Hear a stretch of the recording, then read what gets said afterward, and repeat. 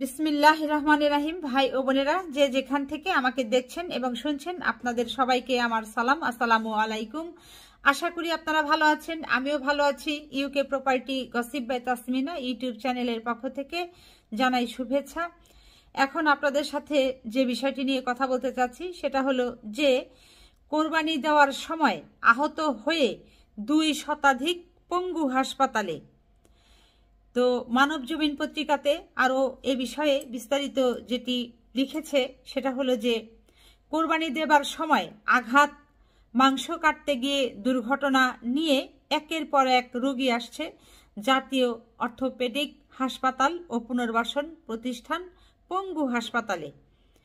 শনিবার দিন জুড়ে এমন দৃশ্য ছিল পঙ্গু হাসপাতালে। বিকেল 5টা পর্যন্ত 201 জন দুর্ঘটনায় আহত রোগী এসেছে বলে জানিয়েছে হাসপাতাল কর্তৃপক্ষ। এরপর যেটি বলা হয়েছে যে রোগীদের মধ্যে হাত ও আঙ্গুল কেটে যাওয়া রোগী বেশি। এছাড়াও আধিক্য রয়েছে গরুর লাথিতে পায়ে আঘাত পাওয়া রোগীর। আহতদের অধিকাংশই মৌসুমি কসাই, আবার নিজেদের গরু কোরবানি দিতে গিয়ে আহত হয়েছেন অনেকে। Emergency medical officer doctor Abhijit Chowdhury জানান, বেশিরভাগ রোগীরই হাত পায়ে আঘাত নিয়ে এসেছেন। তিনি বলেন, জরুরি বিভাগে আমরা সাধ্যমতো সেবা দেবার চেষ্টা করছি। এটি গেল হচ্ছে ঢাকা পঙ্গু হাসপাতালের খবর। এবার ঢাকা মেডিকেল কলেজ হাসপাতালে কতজন রোগী এসেছে এই গরুর গুতা খেয়ে, লাথি খেয়ে, কিংবা গরুর মাংস কাটতে গিয়ে, কোরবানির পশুর মাংস কাটতে গিয়ে কত লোক আহত হয়ে এসেছেন সেটি একটু জেনে নেই। ঢাকা মেডিকেল কলেজ হাসপাতালের খবরও ঠিক ওই রকমই। কোরবানির পশু জবাই করতে গিয়ে আহত 120 জন। আরও যেটি বলা হয়েছে যে রাজধানীর ঢাকায় ও আশেপাশে কোরবানির পশু জবাই করতে গিয়ে গরুর লাথি, গুঁতো, ধারালো অস্ত্রের আঘাতে নারী, শিশু সহ মোট 120 জন আহত হয়ে ঢাকা মেডিকেলের জরুরি বিভাগে চিকিৎসা নিয়েছেন। আহত গুরুতর হওয়ায় 2 জনকে ভর্তিও করা হয়েছে। এরপর যেটি বলা হয়েছে যে শনিবার সকাল 10টা থেকে এই প্রতিবেদন লেখা পর্যন্ত ঢাকা মেডিকেল কলেজ হাসপাতালে জরুরি বিভাগে তাদেরকে চিকিৎসার জন্য নিয়ে আসা হয়।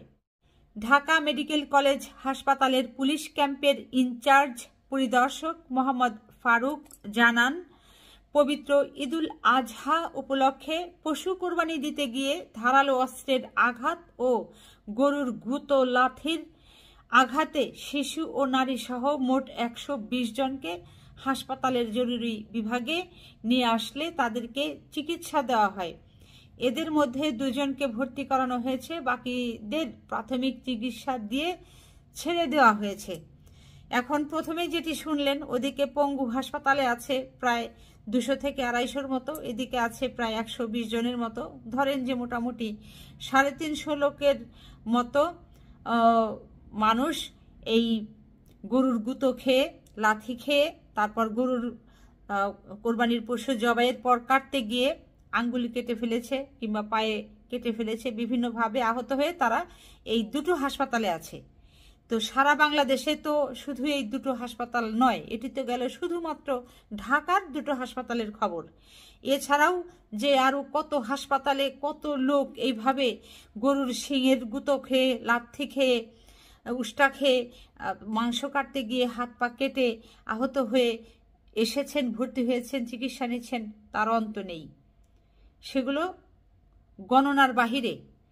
তো আগামী ঈদুল আজহাকে কেন্দ্র করে, এই কোরবানির পশু কাটাকে কেন্দ্র করে এই ধরনের কোনো ঘটনা যেন না ঘটে, সেটি বর্তমানে যে অন্তর্বর্তী সরকার আছে তাদেরকে অগ্রিম ব্যবস্থা নেবার জন্য, পদক্ষেপ নেবার জন্য বিনীত অনুরোধ জানাবো।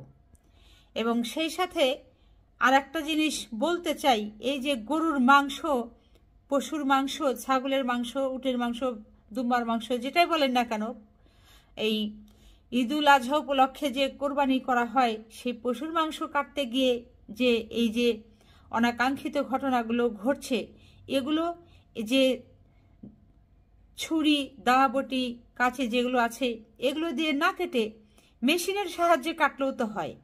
আর এই মেশিনগুলো যদি বাংলাদেশে তৈরি করা যায় তাহলে তৈরি করে ফেলুন। তারপর যদি তৈরি না করে বিদেশ থেকে এগুলোকে আনা যায়, আনার ব্যবস্থা গ্রহণ করুন, তাহলে তো সমস্যার সমাধান ঘটে যায়। বাংলাদেশের মানুষের তো এখন অনেক জ্ঞান আছে, বুদ্ধি আছে, তারা অনেক কিছু জানে, শোনে, তারা চাইলে তো এই উদ্যোগটা নিতে পারে।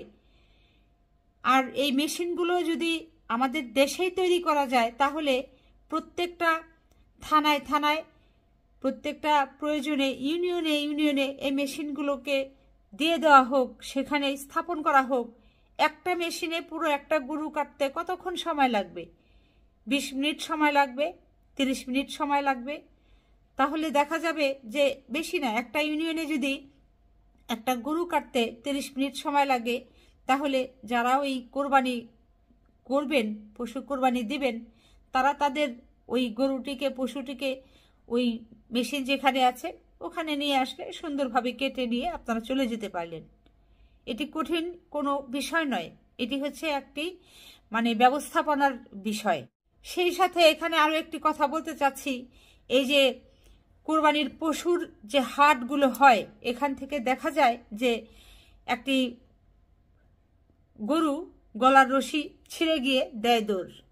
আর এমন দৌড় দেয়, সে রাস্তায় চলমান যে মানুষ থাকে, নারী থাকে, শিশু থাকে, পুরুষ থাকে, যেই থাকুক, তাদের উপর দিয়ে তাদেরকে ফেলে টেলে দিয়ে চলে যায়। আর ওদিকে যাদেরকে ফেলে দিল তাদের তো মহা সর্বনাশ, তারা গুরুতর আহত হয়, হাসপাতালে যেতে হয় সারা জীবনের জন্য। অনেকে দৃষ্টিশক্তি হারায়, পঙ্গু হয়ে যায়, কারো মেরুদণ্ড ভেঙে যায়, কারো মস্তিষ্কে আঘাত পেয়ে সে ওই তার চিন্তা শক্তি আর থাকে না, মানসিক ভারসাম্য সে হারিয়ে ফেলে। নানান ধরনের অঘটন ঘটে এই ঈদুল আজহার সময় এই কোরবানির পশুকে নিয়ে। কাজেই এই জিনিসটাকে সুশৃঙ্খলভাবে যদি করবার ব্যবস্থা করা যায় তাহলে কিন্তু এই অনাকাঙ্ক্ষিত ঘটনাগুলো আর ঘটে না। সেক্ষেত্রে এই যেখানে সেখানে এই কোরবানির পশু বিক্রির হাট অনুমোদন দেওয়া যাবে না, বেচা বিক্রির অনুমতি দেওয়া যাবে না, এগুলো বন্ধ করতে হবে। সুনির্দিষ্ট একটা বড় করে জায়গা আপনারা বেছে নেন, ওখানেই মানুষ আসবে, ওখান থেকেই মানুষ তাদের পছন্দের যে কোরবানির পশুটি আছে কিনে নিয়ে যাবেন। এটা আপনারা একটু দয়া করে ব্যবস্থা করেন। এভাবে যে মানুষ আহত হচ্ছে, মানুষের এই সুন্দর একটা জীবন হঠাৎ করে এভাবে নষ্ট হয়ে যাচ্ছে, এগুলো আপনারা রোধে এগিয়ে আসুন। সবাই ভালো থাকবেন, সুস্থ থাকবেন এবং আমার জন্য দোয়া করবেন। আমার এই চ্যানেলটিতে লাইক, কমেন্ট, শেয়ার এবং সাবস্ক্রাইব করবেন। আসসালামু আলাইকুম, আল্লাহ হাফেজ।